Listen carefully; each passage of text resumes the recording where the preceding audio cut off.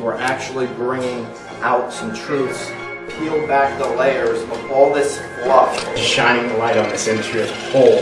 Maybe you should stay away from it.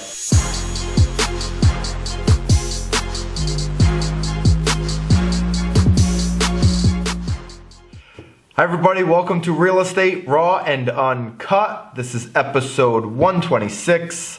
I'm Byron Lazine. He's Tim Bray. We got a question. I love the questions when we get a question because it takes the responsibility of think what we're doing today, producing the content, totally off the table. What do you have? So if you go back to episode 124, even though this is 126, this is kind of like a cousin episode to 124, I'll say.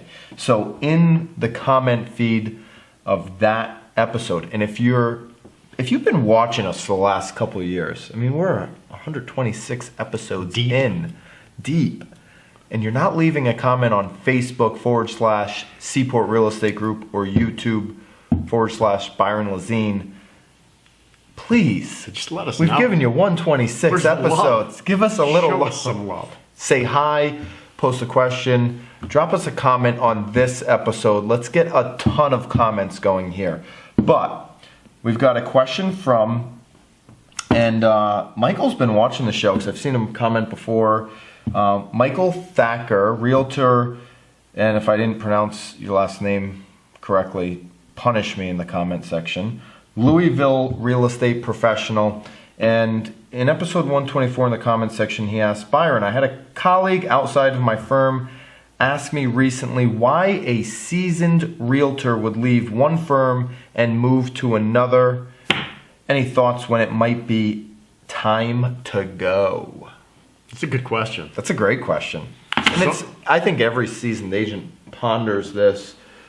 And there are so many different variables in play, but I think, being in an office, I mean, maybe it's the just the dynamic within the office. Potentially, maybe you were in an office like where the culture. Management was a certain way, and maybe management changed, and you just don't get along with either the management, or maybe you've got an influx of agents that are coming in. And what if it's like all of a sudden Betty Jane comes in, and you've hated her your whole life, and she's like cancer, so you're like, I'm out. Every time you walk into the office, all the agents in the office are like, the market sucks, or, Michael, like, how you doing? The drama.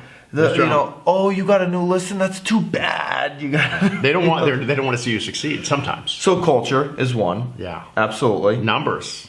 I think seasoned agents, when they start really running the numbers, if they've had 3 years maybe where they've doubled their business year over year over year, and they're looking at all the different brokerages, because listen, a seasoned agent that's been doing it a number of years and one that's doubled their business a number of years running strong is going to get recruited heavily. Oh, absolutely. Which means their eyes are going to be opened up because they're going to see, hey, and they're going to talk to other seasoned agents. Splits are going to increase. They're going to say, well, this is what this team or this agent's getting over here. This is what they're offering.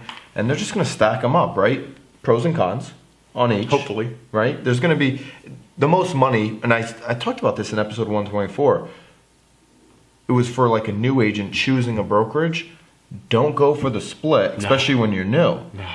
But now when you're seasoned, it may have a little bit more weight. I don't think it's going to have all the weight. Right. Right? Because there's going to be pros and cons in that. But if you're giving up a ton of your commission and maybe you're not getting a marketing stipend, an admin paid for, right, all these different things that maybe someone else is offering you, well, then it's a numbers game. And if you can increase your business, if you can get a raise by 12%, by just switching jerseys, who wouldn't do it, right? You see it all the time with Yankees, Red Sox, absolutely, right? I'll go from the Sox to the Yanks, another couple mil, right?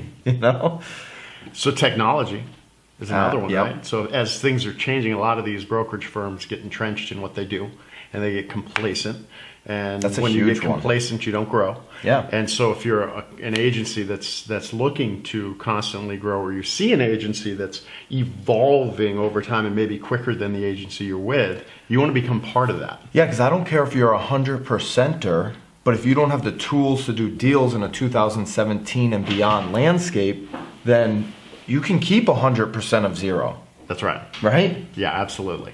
It's not going to Yeah. matter if you don't have the technology. That's right. If you don't have the valuation tools, the marketing tools, all these different things to separate you. Because I'm telling you right now, I don't care if you're a seasoned agent. If you go in there, I just don't care, Carolina. If you go in there with the same BS pitch that all your competitors are going in there with, You're done. you're just handing them a CMA and talking about the brand. You are finished. You're toast. See you later. I would agree. Absolutely. Yeah. So I think it's culture, I think it's the numbers, it's the money, and then it's the tools. Sometimes it's these guys get entrenched or people get entrenched in location as well. So if they find themselves maybe living in a certain area and then they're doing the majority of their deals maybe 45 minutes away and they've just kind of, that's happened. Yeah. They'll gravitate towards that area as well. So there are so many different variables. I mean, this one could go on forever. Yeah, office location, though. We don't feel like Yeah, I feel like you can really I think that's a cop-out if I'm hearing that from a seasoned agent. That's one that's thinking 10 years ago as opposed to 10 years forward. So it's time to switch your That could agency be or go with a technology company that's dealing with technology and takes that absolutely away. That could certainly be a reason why I see why a seasoned agent would say that, but I think that agent in particular is looking backwards. So I think we nailed the three things. That could be Sure, like there are more, but if there are more and we post. missed anything, please add those Yeah. into the comment. Jump in these comments. We're 126 deep. If you haven't left a comment yet, you should, one, be ashamed of yourself, but two, drop us a comment. Drop it like it's hot. Awesome. Next time. See ya.